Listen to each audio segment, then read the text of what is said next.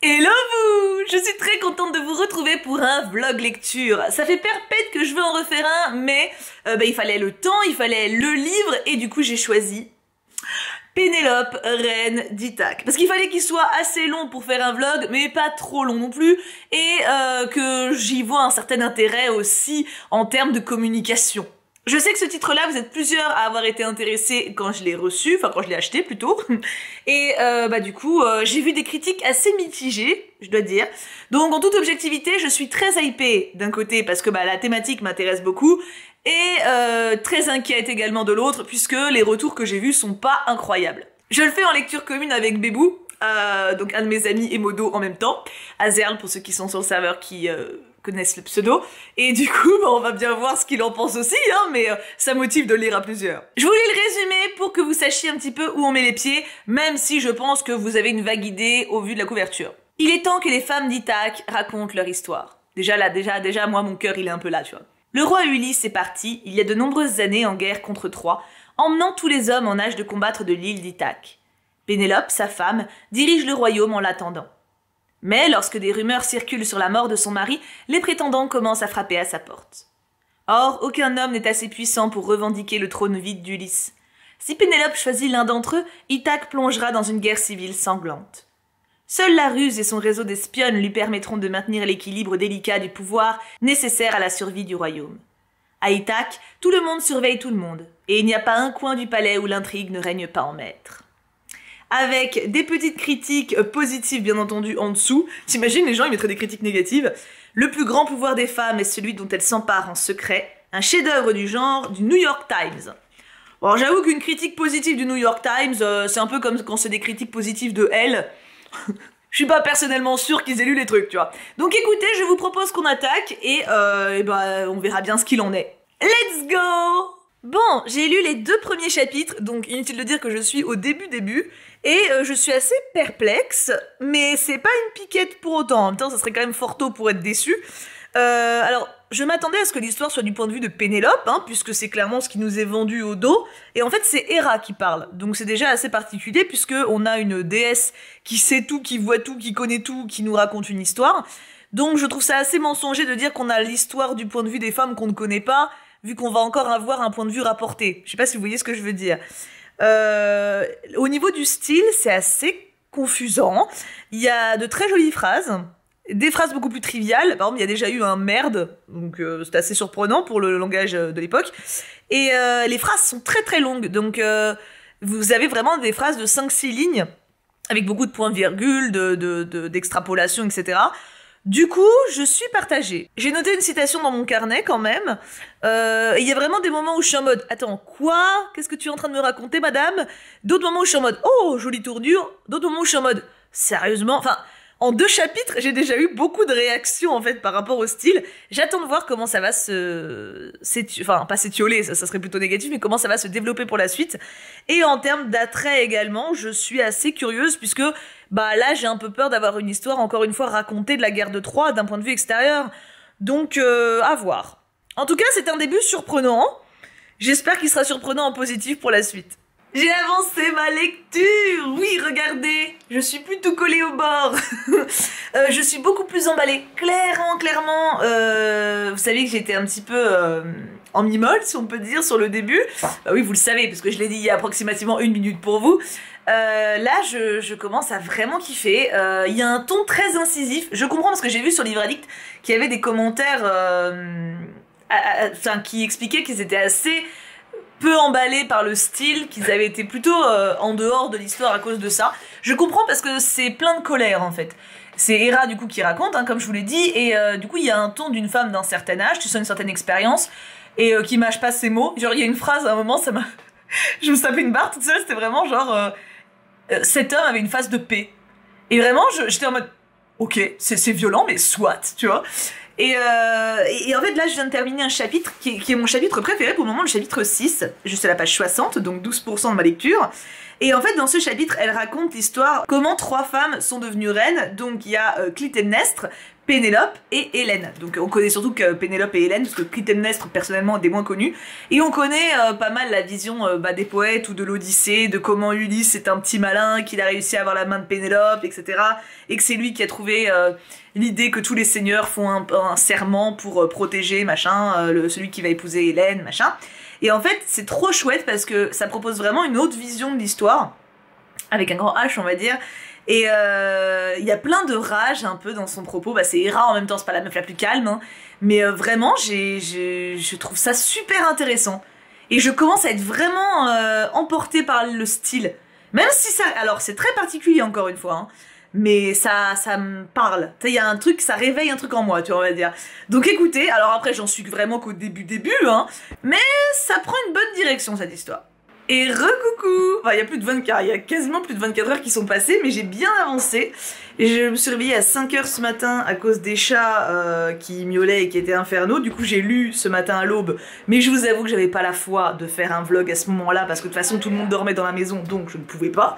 Et j'ai fait un stream Read With Me cet après-midi, où j'ai lu pendant 1 heure, du coup, la dernière demi-heure étant pour mon livre en anglais. Et j'en suis donc à 36%, page 184. C'est confirmé. Le coup de cœur est... Alors, coup de cœur, j'en suis pas encore à là. Mais l'intérêt prononcé est confirmé. Le style est mordant, incisif, dérangeant à des moments et même vulgaire. Mais il y a aussi de très belles tournures en paradoxe, qui prouve bien que c'est pas quelqu'un qui sait mal écrire ou par flemme. C'est juste une volonté d'être volontairement cru, justement. Et franchement, c'est hyper prenant.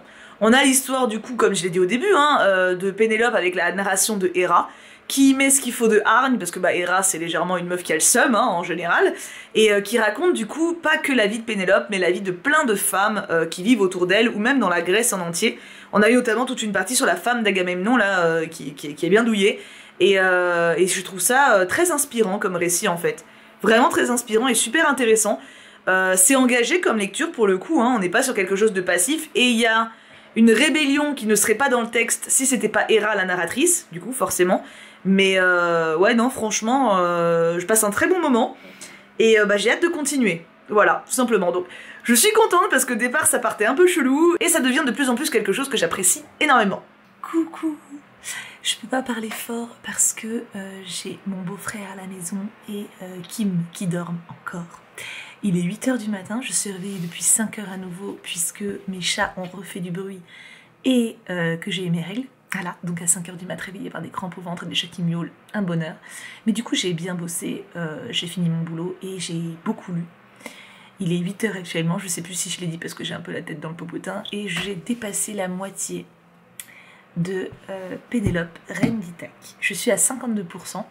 J'ai beaucoup lu parce que je suis pas sûre d'avoir à nouveau le temps aujourd'hui de me poser pour lire, parce que j'ai beaucoup de boulot. Waouh! Quelle lecture! Quelle lecture! Quelle force! Quelle horreur! Quelle grandeur! C'est assez dingue. C'est assez dingue ce qu'il y a dans ce livre. Je pense que ça va être un coup de cœur. J'attends la fin pour confirmer. Je sais que ça fait un moment que je le dis, tu vois, mais c'est... En fait, du point de vue d'Héra, on arrive à avoir plein de récits passés avec beaucoup de cruauté, enfin toute la vérité en fait, qu'il compose. Et c'est dur à lire, en même temps libérateur de fou, je trouve. Nécessaire aussi, parce que c'est des trucs qu'on a totalement banalisés. Genre, tu sais, quand tu lis l'Iliade, l'Odyssée, ou même des récits antiques de l'époque, les femmes sont souvent anecdotiques. Comme c'est dit dans le bouquin, les poètes n'en parlent pas, tu vois, à part pour en parler par rapport aux hommes, genre qu'elles les attendent, ou qu'elles meurent. Et là, en fait, ça remet les choses à leur place, ça remet les femmes à leur place, et ça remet aussi tout ce qu'elles ont souffert en avant. Et c'est tellement nécessaire, c'est tellement important, et tellement fort, parce que tu vois, il y a des trucs, des fois, quand tu lis la guerre de Troie, enfin, j'ai pas jamais lu l'Iliade, mais j'ai lu l'Odyssée quand j'étais en 5e, donc mes souvenirs sont très restreints. Mais j'ai lu des extraits à des moments où même j'ai vu des films, des séries, etc. Et tu sais, c'est mentionné vite fait, genre, machin, il a gagné la guerre, du coup, il a buté son mari et tué ses 2 enfants, et après il l'a violé et épousé, ou pris dans son harem, tu vois. Et toi, tu lis ça en une phrase, t'es en mode, ah, la pauvre, tu sais, genre, pas de chance. Et après, tu suis les exploits de ce mec, tu vois. Ce mec, il est glorifié, ce mec, tu suis tout ce qu'il fait, comment il gère son armée, etc. Et à chaque fois, les femmes, elles sont mentionnées comme ça, tu vois. Et ce livre, il leur rend hommage. Et en rendant hommage à ces femmes de fiction, il rend hommage aussi du coup aux femmes réelles qui ont bien existé à travers l'histoire. Et vraiment les récits, du coup, c'est les récits mythologiques, hein, mais avec toute la partie d'horreur au niveau du ressenti qui est masquée dans la vraie version. Et franchement, c'est un grand livre. Je m'attendais pas à autant kiffer, surtout encore une fois vu les critiques négatives. Mais je comprends encore une fois parce que, enfin, à mon avis, ceux qui ont pas aimé, c'est qu'ils ont surtout lu que le début. Parce que vraiment, après, c'est tellement intense. Ou peut-être qu'il faut un certain âge aussi, pour autant aimer. Peut-être. Peut-être que si j'avais lu ce livre à 17 ans, je serais restée en dehors parce que c'est juste du trashou, t'as l'impression, en fait. Tu sais pas ce à quoi tu t'attends, tu vois. Mais j'ai bientôt 34 ans, et ce livre correspond à quelque chose que j'ai besoin de lire. C'est une très très bonne lecture, et une lecture très très forte aussi. Puis il y a des moments drôles aussi, hein, paradoxalement. T'as des moments drôles, t'as des moments mordants, t'as des moments touchants, et t'as des moments, ouais, juste féminins. Dans tous les sens du terme, tu vois. Ça enlève la couche de vernis poli et lisse qu'on trouve dans les récits nous concernant, en fait, sur la mythologie, tu vois. J'adore ce que je suis en train de lire. Donc là, je suis pas sûre, j'espère avoir à nouveau le temps de lire aujourd'hui. Il va falloir, de toute façon, parce que je pars mardi pour quelques jours avec Kim. Mais j'adore ce que je suis en train de lire. Et désolée pour ma tête du réveil qui n'a pas dormi. Mais du coup, je vous retrouve dès que j'avance. Voilà, je ne sais pas quand, mais je vais essayer de me retrouver un moment quand même aujourd'hui, sinon ça va être short niveau timing. Mais je vais manquer de mots, je pense, à un moment quand même. C'est très fort. Vraiment, j'adore. Et me revoilà pour cette fin de journée. Regardez, je suis presque au bout. Je suis à 78% du bouquin. Alors, j'ai pas beaucoup lu aujourd'hui, mais j'ai donc du coup beaucoup lu ce matin et beaucoup lu ce soir. Je me suis fait une fin d'après-midi, début de soirée en alternant lecture un petit peu, travail un petit peu, lecture un petit peu, travail un petit peu, et du coup j'ai été hyper productive. Je pense le terminer demain matin. J'adore. Alors je pense que j'aurais aimé peut-être prendre encore plus de temps pour le savourer, parce que c'est vrai que du coup je le bouffe assez vite. Déjà parce que j'adore, et aussi parce que j'aimerais bien terminer cette vidéo avant de partir en vacances. Enfin en vacances, je pars 3 jours avant de partir en week-end. Donc c'est vrai que ça précipite peut-être un peu. C'est une lecture qui se savoure, je trouve, et qui a énormément de messages hyper forts. Et il y a tellement d'histoires, en fait, parce que du coup, en gros, en fait, je vous en ai déjà parlé, mais ça parle de plein d'histoires différentes autour d'Ulysse, autour de la mythologie grecque. Et il y a tout un chapitre, notamment, que j'ai adoré, là, il y a très récemment, entre Athéna, Artémis et Héra. Alors, pas vraiment entre les trois, mais qui parle des relations qu'elles ont toutes les trois, etc. Et vraiment, Héra, genre de base, c'est vrai que c'est pas une déesse que j'adore énormément, mais de la voir en narratrice, ça la rend tellement plus attachante, et on la comprend tellement plus.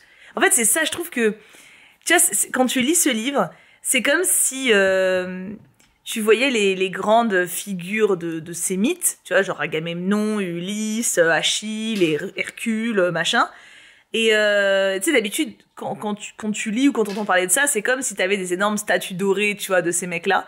Et en fait, c'est comme si ce livre, il sortait un petit peu les trucs dans l'ombre, derrière ces statues, les trucs un peu plus honteux, les trucs un peu plus humains, en fait, et des fois, carrément criminels. Et ça sort également, du coup, toutes les femmes qui sont dans l'ombre de ces grands hommes, qui sont leurs victimes ou qui sont leurs alliés. Et vraiment, c'est hyper bon, quoi. Vraiment, je suis choquée à quel point je trouve ça inspirant et riche. Alors, il reste 20%. Donc tout est encore possible, hein. Le coup de cœur ne peut pas être confirmé avant la fin, il peut y avoir de mauvaises surprises, je ne sais pas comment ça va se terminer en plus, parce que il y aurait tellement moyen de faire 36 000 bouquins en fait. J'ai du mal à me rendre compte en fait d'à quel moment ça va s'arrêter dans l'histoire de Pénélope. Est-ce que ça va être au retour d'Ulysse? Est-ce que ça va être après? Est-ce que ça va être avant? Le mystère est entier. Mais ouais, non, ça prend aux tripes comme lecture, hein. Purée, ça prend vraiment aux tripes. Et j'ai genre 4-5 pages de citations déjà de noter. Et encore, j'ai pas noté certaines qui étaient vraiment des paragraphes entiers. Mais c'est un message féminin très fort. Et ouais, j'adore. Donc écoutez, on se retrouve demain, normalement demain matin, je pense, si tout va bien, pour faire le débrief de la fin et donner mon impression finale. Vous avez vu mon beau pyjama? C'est la petite parenthèse avant de dormir. Je vous fais plein de bisous et vivement demain matin. J'ai très hâte et en même temps, j'ai pas envie de les laisser. Je pense que c'est vraiment un livre qui va compter. Et coucou! Je vous retrouve pour la dernière fois dans cette vidéo puisque j'ai terminé Pénélope ce matin. Du réveil jusqu'à peu de temps avant le stream d'ailleurs, parce que je fais un stream Read With Me ce matin. Et je sais pas, je m'étais dit vas-y, je vais terminer le livre avant le stream lecture, ce qui n'est pas forcément logique, mais j'ai jamais dit que je l'étais. Ouais si, en vrai je voulais le boucler parce que comme ça en Read With Me je peux lire d'autres choses. Bref, c'est pas le sujet. Pénélope, reine d'Ithaque, est un coup de cœur. Ça y est, je peux le dire officiellement puisque j'ai terminé. Alors c'est un tome 1. Et ça se comprend vu que la fin, il y a encore des choses à dire, on va dire ça comme ça. Je vous dis pas exactement où on s'arrête, mais il y a encore clairement beaucoup de choses à dire. Je pense que ça pourrait même être une trilogie. Je sais pas si ça va être en 2 ou en 3 tomes du coup, mais 3 tomes ne me choquerait pas. C'est génial, vraiment. C'est cool parce que le dernier vlog lecture que j'ai fait, c'était sur Au Royaume des damnés, que j'attaquais en étant confiante et en étant contente du début. Et où j'ai fini extrêmement déçue, et bah là c'est l'inverse. J'ai commencé le livre avec des petits préjugés négatifs, pas négatifs mais méfiants, pas négatifs non plus tu vois, mais en mode, il y a que des commentaires pas ouf dessus, ou je ne sais pas où je mets les pieds. Le début j'étais en mode, ouais, le style est bizarre, je suis pas fan du côté narratrice comme ça, bof. Et après, waouh! C'est drôle, hein, comme quoi, des fois, il faut pas s'arrêter forcément au premier sentiment. C'est un livre qui a tellement de force. Alors, je suis curieuse. Tu vois, c'est pas un livre que je pourrais recommander à tout le monde non plus. Moi, vraiment, c'est un coup de cœur. Là, j'ai pas encore mis ma note sur Livre Addict, je pense que je vais mettre un 19. Il a vraiment parlé à la femme que je suis. Il a vraiment nourri cette empathie que j'ai envers les autres femmes, à travers l'histoire, notamment. Même si c'est bien sûr, ça marche toujours au présent, hein. Y a cette espèce de portraits faits d'existences qui ont été niées ou juste mentionnées avant. Et ça fait tellement du bien, j'ai l'impression, c'est comme si c'était un livre qui réparait des choses qui se sont passées. Alors réparer, c'est un grand mot, mais qui mettait une main sur une plaie, tu vois, enfin, je sais pas, je l'ai vraiment vécu comme quelque chose d'assez intime, assez fort. Et ça m'a fait vachement de bien. C'était vraiment une super surprise et je m'y attendais pas, hein, mais énorme coup de cœur. Et j'ai noté, alors attendez, je vais vous dire exactement parce que j'ai mon petit carnet de citations à côté. 1, 2, 3, j'ai 4 pages de citations. 4 pages de citations et je vous dis, il y en a que je crois que je vous l'ai dit hier soir, mais il y a des passages entiers que j'aurais aimé copier, mais ça m'aurait fait 4 pages pour une seule, donc tant pis. Mais c'est en fait la plume est des fois agressive, mais ça, encore une fois, c'est pas une maladresse d'écriture, c'est vraiment pour te prendre aux tripes. Et en tant que femme, ça m'a fait énormément de bien comme lecture. Vraiment, c'était une sacrée découverte pour ma part. Je m'attendais pas à aimer autant. C'est-à-dire que de base, quand je l'ai acheté, quand je l'avais mis dans ma liste de livres qui m'intéressaient pour les sorties du mois sur ma chaîne, sur cette chaîne-là, hein, je crois que c'était le mois de mai, je sais plus quel mois il est sorti, je m'attendais à quelque chose de sympa. Je m'attendais à quelque chose culturellement intéressant, si tu veux, voilà, une sorte de biographie sympathique, tu vois, avec un petit parti pris féministe, quand même, mais pas quelque chose qui allait à ce point me prendre aux tripes. Ah, ça m'a fait du bien. Il y a un côté cathartique un peu, tu vois, à lire. Et du coup, voilà, c'est une excellente découverte. Donc c'est un coup de cœur pour ma part. À qui je pourrais le recommander ? Déjà, je recommande forcément à celles et ceux qui connaissent et aiment la mythologie. qui s'y intéressent. Alors, je pense que c'est encore mieux si on connaît déjà de base l'histoire de l'Iliade et l'Odyssée, parce qu'il y a énormément de références qui sont faites, que là, si on n'a pas lu, on comprend pas. Ou si on connaît pas, on comprend pas. De mon côté, j'ai des souvenirs assez flous, mais j'avais lu l'Odyssée quand j'étais au collège, donc je me rappelle évidemment des gros trucs, mais ça reste assez flou quand même. Mais j'ai lu il y a pas très longtemps 2 livres de Madeline Miller, qui sont des réécritures, Circé et Le Chant d'Achille. Et dans les 2 cas, ça parle justement de la mythologie et des histoires d'Ulysse ou de ses compagnons, on va dire. Et du coup, j'ai retrouvé des choses. Et des liens se sont faits. Donc franchement, l'avoir lu après Circé, par exemple, je suis grave contente de l'avoir fait. Et j'ai trop hâte de la suite. Vraiment, ça a été une excellente surprise. Enfin bref, je pourrais en parler pendant très longtemps. Donc voilà, je recommande à ceux qui s'intéressent ou qui connaissent déjà la mythologie. Si vous ne connaissez pas, c'est pas grave, vous allez découvrir avec ça, en sachant que là, du coup, c'est un parti pris féministe qui parle des personnes qui d'habitude sont plutôt niées ou mentionnées rapidement. Donc par exemple, on parle beaucoup du roi Agamemnon. Si vous n'avez pas lu ou que vous ne connaissez pas l'histoire de Troie, Agamemnon, vous allez vous dire ouais bon ce mec-là c'est un gros connard dans l'histoire. Hein, je ne vois pas pourquoi il est connu. Enfin, vous n'allez pas saisir en fait l'ampleur de l'importance de cette réécriture. Je sais pas si vous saisissez. Après sinon, de manière générale, si vous aimez les femmes fortes, les histoires avec des femmes fortes dans tous les sens du terme, hein, fortes psychologiquement, fortes physiquement, les histoires avec des dieux ou des déesses, ça va vous plaire. Alors au niveau du style, j'ai envie de dire faites abstraction des 2 premiers chapitres, ou 2, je ne sais plus exactement combien, faudrait voir au début du vlog, mais en fait le début, si vous adhérez pas, continuez. Ça dure pas très longtemps, on se prend. Je crois que c'est au chapitre 6 où j'ai eu un waouh. Chapitre 6, en vrai, ça va vite, on est d'accord. C'était déjà bien avant, hein. Enfin, je crois que c'est vraiment les 2-3 premiers chapitres où j'étais en mode qu'est-ce que je suis en train de lire exactement, ça ne me plaît pas beaucoup. Et après, ça va mieux. Et chapitre 6, j'ai eu un ok, il y a quelque chose de grand là, il y a quelque chose de bien, tu vois. Donc tenez au moins jusqu'au chapitre 6 inclus. Mais pour pouvoir vraiment avoir un recul sur le style, parce que le style est bon. C'est vraiment bien écrit, c'est vraiment stylé. Et ça surprend, mais c'est vraiment stylé. Bref, voilà, je m'arrête. C'est un vlog lecture qui au final a été efficace. Oh, j'ai pas trop traîné dans la longueur. J'aurais aimé, je pense, prendre encore plus de temps pour le savourer. Parce que voilà, comme je vous dis, je pars en week-end, je pars quelques jours là. Et j'aurais pas pu l'emmener, ça aurait été compliqué, donc je me suis un peu organisée. Bébou, de son côté, au moment où je parle, ne l'a pas encore fini, mais il est pas loin de la fin, et il aime beaucoup aussi, pour ceux qui se demandaient, pour la personne avec qui je faisais ma lecture commune. Je le laisserai au pire mettre un commentaire sous cette vidéo pour donner son avis final, parce qu'il l'aura sans doute fini à ce moment-là.